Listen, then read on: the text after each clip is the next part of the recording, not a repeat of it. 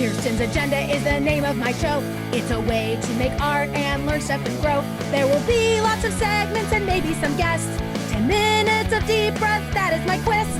If while we're here, then our insides expand to be more compassionate to our fellow man and woman and person. And remember, the truth is that kindness is cool. Have sex with my feelings and being cruel. Because our power lies in our minds and our hearts. Opening up is a really good place to start. Kirsten's Agenda.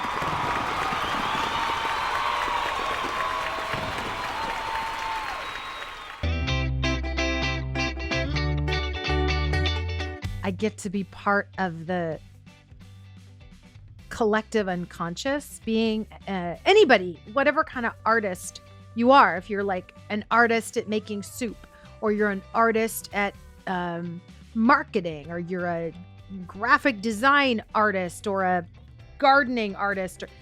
Art, to me, artist just means like you're letting go of, you're like letting your inner juice come out and play, right? And being an artist who makes things that people watch and consume for entertainment. What I think is so cool about that is that you're part of the especially theater artists, you're part of the beginnings of conversations about social justice. You're part of the beginnings of conversations about kinder, gentler ways of looking at the world. You're part of the beginnings of conversations of spotlighting and paying attention to the least privileged and causes and creatures that need more light shown on them. And I find that really exciting.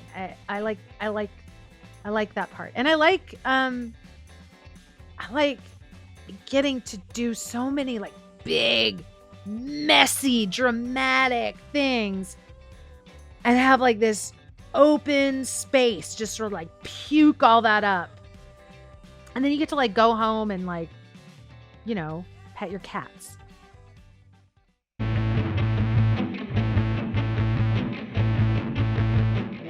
I liked doing the scene with Morgan and Penelope where he tells her, she's like, oh, I met this guy, and she says, I'm not the kind of girl that people cross a crowded bar with or front for or whatever.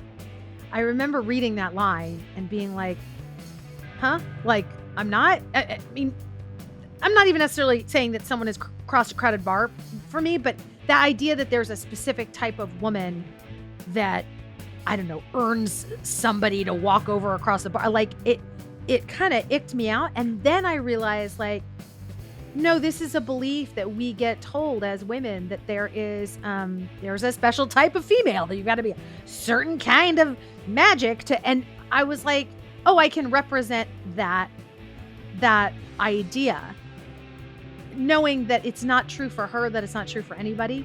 And that was really great. I really love doing the scene where Joe gets married to his like fourth wife, and Johnny Mathis was there, and it was just fun to shoot. It was pouring rain that day, and we were in this like basically this big old beautiful kind of mansion place, and we were all just being giggly and ridiculous. And you know, there's no real alcohol, everything's just like iced tea and stuff, but we kept having to drink things and toast things, apple juices and whatnot. So by the end, you think you're drunk. You're not drunk on anything, but that was any scenes we got to do in like Rossi's backyard were just so much fun to do, because they're like in the middle of the night, it's freezing cold, and you're with your friends making something. It was great.